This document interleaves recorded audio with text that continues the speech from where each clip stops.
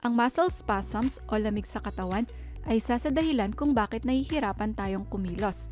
Ito ay madalas maramdaman sa binti, braso at balikat, lalo na sa likod na bahagi ng katawan. Bagamat pangkaraniwan lang ang lamig at kirot ng katawan, kailangan itong tanggalin upang gumaan ang pakiramdam, makakilos at makapagpahinga ng maayos. Kaya naman, narito ang mga dahon na sinasabing mabisang sumipsip ng lamig at kirot ng katawan. Number 10. Gymellina arborea. Kilala rin as gumhar, ang Gymellina arborea ay native sa Bhutan, India at Pakistan. Ito rin ay matatagpuan sa Pilipinas, kung saan may ilog o sa mga lugar na basa-basa. Ang Gymellina arborea ay tradisyonal na ginagamit upang lunasan ang sakit ng tiyan, lagnat at burning sensation. Sinasabing effective rin itong pangtanggal ng lamig at kirot sa katawan. Ayon sa pag-aaral, ang halamang ito ay nagtataglay ng methanol extract na proven na may anti-inflammatory effect. Ang taglay nitong methanol extract ay may flavonoids o mga potent antioxidants na nagpapahina sa fibrosis o tissue damage. Kaya ang dahon ng Gymellina arborea ay makakatulong upang matanggal ang lamig at kirot ng katawan. Kumuha lang ng 3 o 5 pirasong dahon at lagyan ng langis, tulad ng olive o coconut oil. Idaan sa apoy ang dahon, saka ito itapal sa parte ng katawan na masakit bago matulog. Siguraduhin lang na katamtaman ng init at hindi makakapaso. Number 9. Sambong o Blumea camphor. Ang sambong ay ginagamit bilang herbal medicine sa Eastern at Southeastern Asia. Ito ay lumalaking ligaw sa mga bansang may tropical climate kagaya ng Philippines, Africa, India at Eastern Himalayas. Ginagamit ang sambong sa folk medicine dahil sa taglay nitong health benefits, kagaya ng pagbibigay lunas sa kidney stones, stomach pains, respiratory infections at septic wounds. Makakatulong din ang sambong upang maibsan ang sakit ng katawan, sipon, ubo at lagnat. Ayon sa mga ulat, ang sambong ay nagtataglay ng alkaloids, flavonoids, glycosides, phenols, steroids at tannins.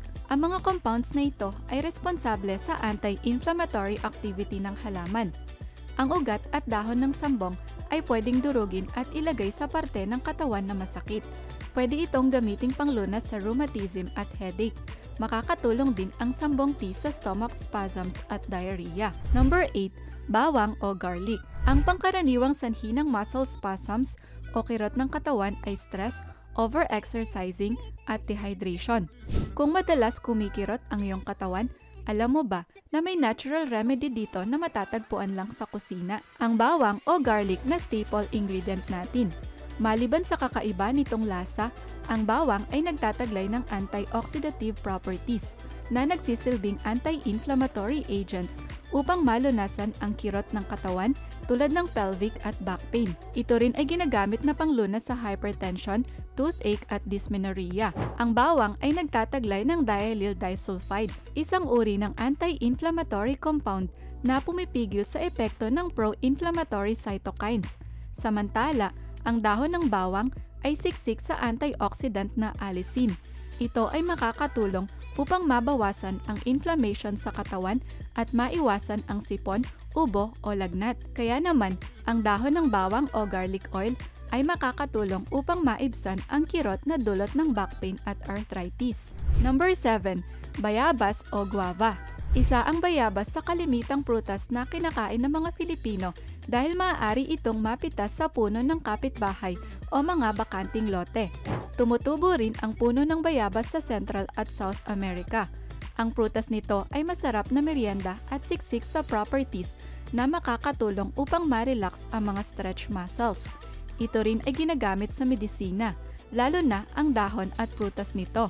Sa katunayan, ang bayabas ay popular na panglunas sa dysmenorrhea o menstrual cramps. Ginagamit rin itong panglunas sa diabetes, stomach at intestinal problems, pati na rin sa kirot ng katawan. Mayaman sa antioxidants ang bayabas, na nagtataglay ng anti-inflammatory effects. Base sa pag-aaral, ang katas ng dahon ng bayabas ay maaaring makatulong upang maibsan ang kirot at paninigas ng katawan, lalo na sa mga taong may knee pain at arthritis. Number 6. Banaba. Also known as giant crepe myrtle or pride of India, ang banaba ay isang puno na madalas ginagamit sa Philippines, India at Malaysia. Ito ay popular herbal medicine dito sa ating bansa. Ang banaba ay mayaman sa corosolic acid, isang uri ng substance na nagtataglay ng anti-inflammatory properties. Kaya ang regular consumption ng banaba ay mainam upang maibsan ang lamig at kirot sa katawan. Traditional ding ginagamit ito bilang panglunas sa diabetes. Ayon sa pag-aaral, ang extract ng banaba leaf ay effective panglunas sa inflammation dahil sa taglay nitong analgesic effect. Ang dahon ng banaba ay nagtataglay ng mahigit 40 compounds ng corosolic acid at ellagic acid. Mayaman din ang dahon nito sa phenols, flavonoids at quercetin na may anti-inflammatory effect. Therefore, ang paggamit ng banaba leaf ay makakatulong upang maibsan ang muscle spasms. Number 5. Yerba Buena. Ang Yerba Buena o mas kilala bilang peppermint ay popular dahil sa taglay nitong dahon at extract. Ito ay isang hybrid species ng mint na native sa Europe at Middle East. Ang peppermint ay ginagamit na medicinal plant na nagtataglay ng analgesic effect. Makakatulong ang halamang ito upang maibsan ang stress sa mga muscles. Ginagamit din itong panglunas sa ubo at sipon.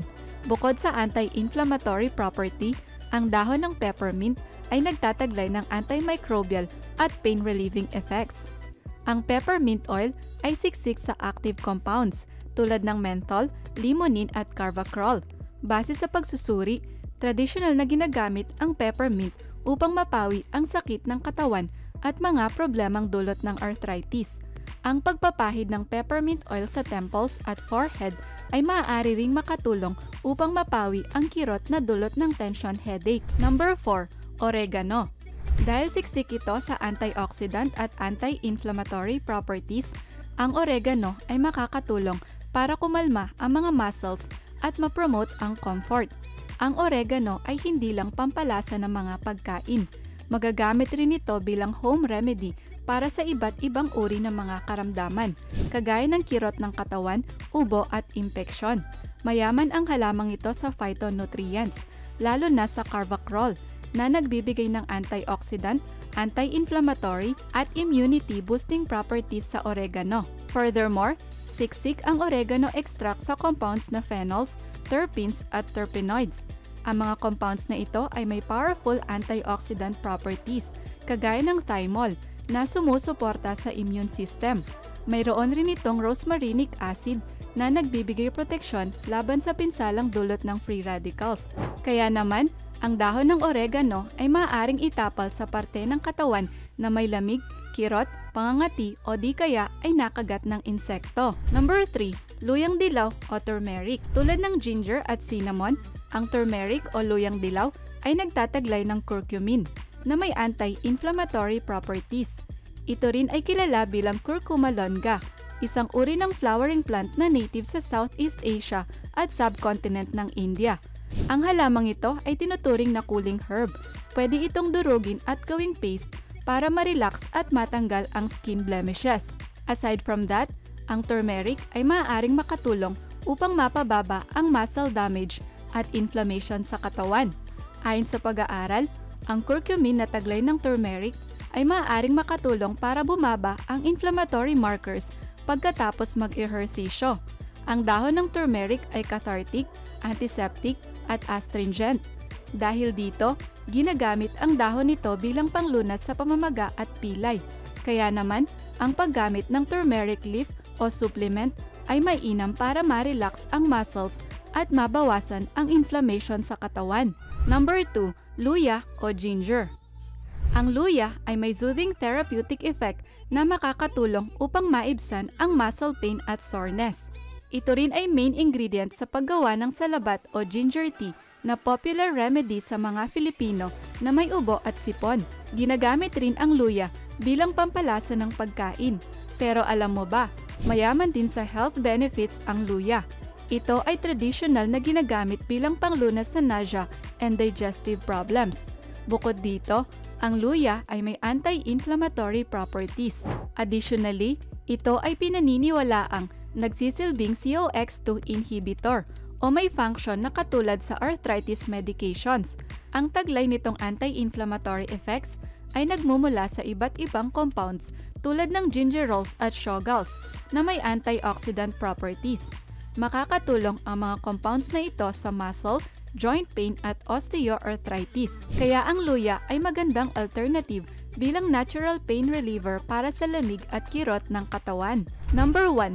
Tanglad o lemongrass. Kung madalas kang may muscle spasms, cramps o sore muscles, ang tanglad o lemongrass ay makakatulong din upang mapagaan ang iyong nararamdaman. Ang halamang ito ay kilala rin bilang Cymbopogon, isang uri ng damo na may aromatic flavor na madalas ginagamit pampalasa sa mga pagkain. Gayunpaman, ang lemongrass ay hindi lang pampalasa. Ito rin ay nilalagay sa mga inumin o ginagawang tea. Dahil sa taglay nitong natural painkiller na citral, ang lemongrass ay makakatulong din upang maibsan ang kirot at sakit ng katawan. Mayroon din itong taglay na anti-inflammatory properties. Mayaman din sa flavonoids at phenolic compounds ang lemongrass na may taglay na antioxidants. Base sa pag-aaral, ang lemongrass essential oil ay maaaring makatulong sa mga taong may rheumatoid arthritis. Ang pagpahid ng lemongrass oil sa apektadong bahagi ng katawan ay mainam upang mapababa ng 80 to 50% ang sakit na dulot ng arthritis sa loob ng 30 days. Ngayong alam mo na ang mga dahon na mabisang sumipsip ng lamig at kirot ng katawan, saan mo nga ba matatagpuan ang mga ito?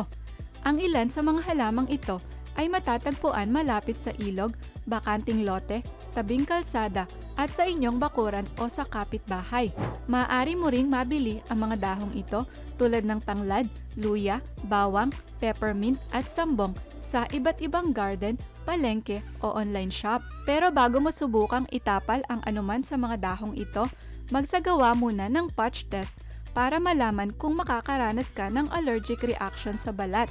Kung ikaw ay buntis o may karamdaman, mainam na kumonsulta muna sa iyong doktor bago subukan ang alinman sa mga nasabing natural pain reliever.